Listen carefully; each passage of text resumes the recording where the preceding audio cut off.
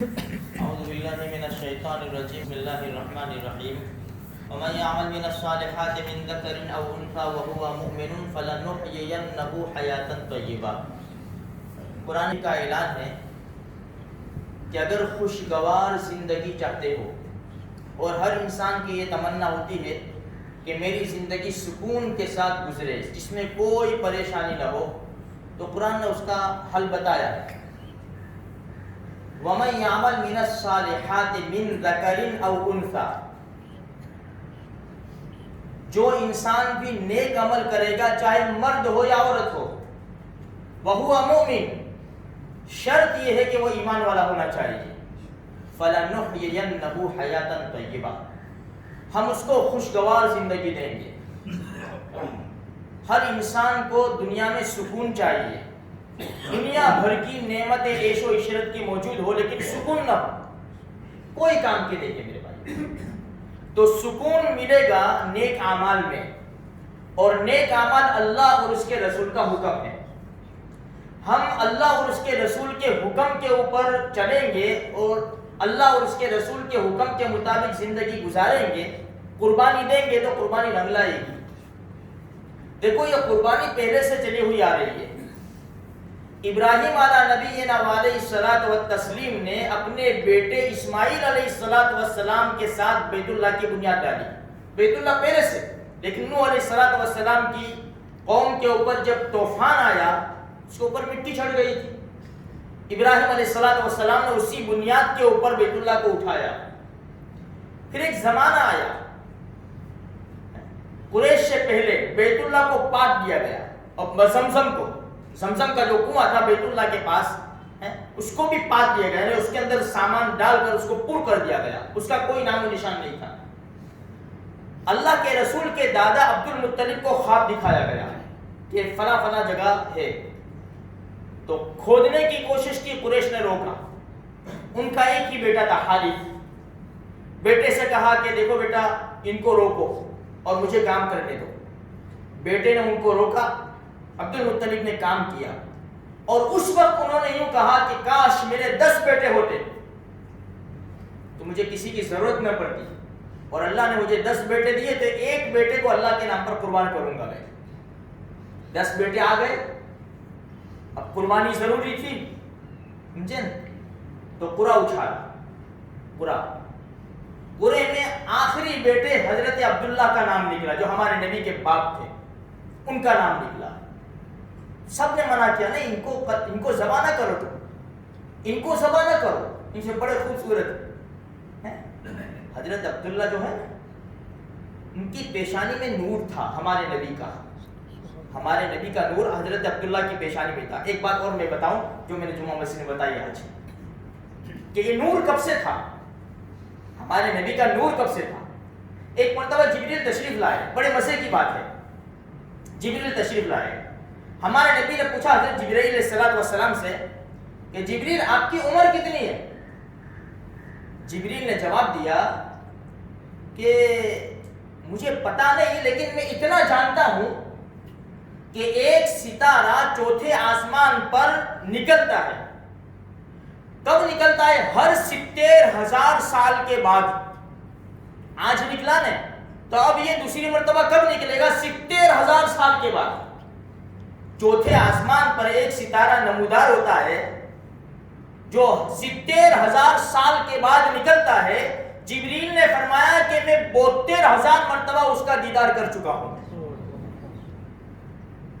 رحمت للعالمین صلی اللہ علیہ وسلم نے جواب دیا، جبریل رب ذوالجلال کی قسم، جو ستارے کا آپ دیدار کر رہے ہیں وہ ستارہ میں ہی، وہ میرا نور ہے جو اللہ پاک نے کب سے بنایا ہے۔ اب جبریل کی عمر کا اندازہ لگاؤ کہ 70,000 سال میں ایک مرتبہ ستارہ دیکھ رہے اور 72,000 مرتبہ دیکھ لیا، کتنے ارب ان کی عمر ہوگی جبریل کی۔ تو خیر یہ ہمارے نبی، تو حضرت عبداللہ کی پیشانی کے اوپر نور تھا، ابھی شادی نہیں ہوئی تھی، کہیں جا رہے تھے، ایک عورت نے دیکھا، اے ادھر آ، میرے پاس آ، کون ہے تو؟ عبد المطلب کا بیٹا عبداللہ، میرے ساتھ نکاح کرے گا کہ نہیں؟ میں نہیں کرنے والا۔ خیر حضرت عبداللہ چلے گئے، حضرت آمینہ سے شادی ہو گئی، ان کا نکاح ہو گیا اور ان کی پیشانی سے نور منتقل ہوا ہے پیٹھ کے اندر، اور پیٹھ کے اندر سے حضرت آمینہ کے اندر وہ نور منتقل ہو گیا۔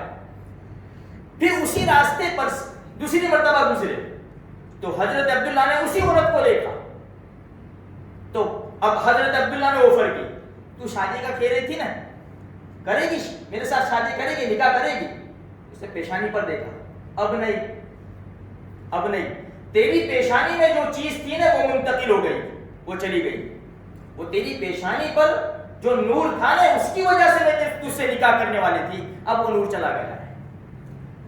تو یہ ہمارے نبی سمجھے نا، تو حضرت عبداللہ کو لے گئے ذبح کرنے کے لیے، تو سب نے نہ کہا کہ نہیں ایسا نہ کرو، تو کہا کہ اب کیا کریں کہ فلاں عورت کے پاس جاؤ، وہ فیصلہ کرے گی۔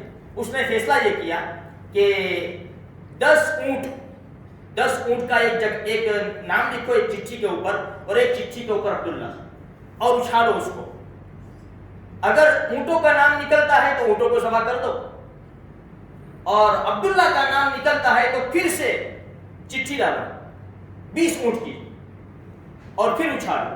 یہ کرتے گئے 9 مرتبہ حضرت عبداللہ کا نام نکلا، 9 مرتبہ، 10 مرتبہ بلکہ 10 مرتبہ، کیونکہ 100 اونٹ ذبح کیے تھے حضرت عبد المطلب نے، 10ویں مرتبہ 11ویں مرتبہ پھر اچھالا تو پھر اونٹوں کا نام نکلا، تو 100 اونٹ ذبح کیے تھے، 100 اونٹ۔ اسی وقت سے یہ مسئلہ نکلا ہے، اگر کسی نے کسی کا مرڈر کر دیا تو 100 اونٹ دیت دینی پڑے گی، اس کا بدلہ دینا پڑے گا۔ ہاں تو خیر کہنے کا مقصد یہ ہے کہ یہ ہماری شریعت ہے، بڑی زبردست اور پیاری اور میٹھی باتیں ہیں۔ تو حضرت عبد المطلب نے قربانی دی، تو یہ قربانی رنگ لائی نبی کریم صلی اللہ علیہ وسلم کی صورت میں۔ تو میرے بھائیوں کہنے کا مقصد یہ ہے کہ ہمیں قربانی تو دینی پڑے گی، چھوٹی بڑی قربانیاں دینی پڑے گی، مسجدوں کو آباد کرنا پڑے گا، ہمیں مسلمان بھائیوں کے ساتھ اچھا سلوک کرنا پڑے گا۔ اگر اللہ پاک نے ہمیں صلاحیت دی ہے، استعداد دی ہے، اور قربانی ہمارے اوپر واجب ہوتی ہے، ہمیں قربانی کرنی پڑے گی۔ زکوٰۃ ہمارے اوپر فرض ہوتی ہے، ہمیں زکوٰۃ ادا کرنی پڑے گی۔ اگر حج ہمارے اوپر فرض ہوتا ہے تو ہمیں حج کرنا پڑے گا۔ ایک بات میں اور بتا دوں، دیکھو یہ حج ابھی تو ہم ایسا سمجھو کہ روک دیے گئے ہیں، اللہ ہی کی طرف سے اللہ پاک جلد سے جلد یہ حالات کو دور فرماوے، اور حرمین شریفین کے دروازے اللہ پاک کھول دے دے، اور ہم سب کو اللہ تبارک و تعالیٰ بار بار وہاں کا دیدار نصیب فرمائے۔ اللہ کے لیے کوئی مشکل نہیں، اللہ پیسوں کو نہیں دیکھتا، اللہ دل کی تڑپ کو دیکھتا ہے، اللہ دل کی طلب کو دیکھتا ہے۔ ہم پیسوں کو نہ دیکھیں، بڑے بڑے مالدار ہیں، بڑے بڑے مالدار، لیکن حج میں نہیں جا سکتے، ارے جا کے بھی واپس چلے آتے ہیں، نہیں یار اتنی سب بھیڑ میں نہیں دیکھ سکتا ہے، ہوتے ہیں اتنی سب بھیڑ میں نہیں جا سکتا، یہ تو اللہ جس کو بلاوے نا وہی جا سکتا ہے میرے بھائیوں۔ تو جو چیز ہمارے اوپر واجب فرض ہوتی ہے، ہمیں خوشی کے ساتھ اللہ کو راضی کرنے کے لیے ہمیں اس کی قربانی دینی چاہیے۔ اللہ تبارک و تعالیٰ مجھے آپ کو اس کی توفیق نصیب فرمائے۔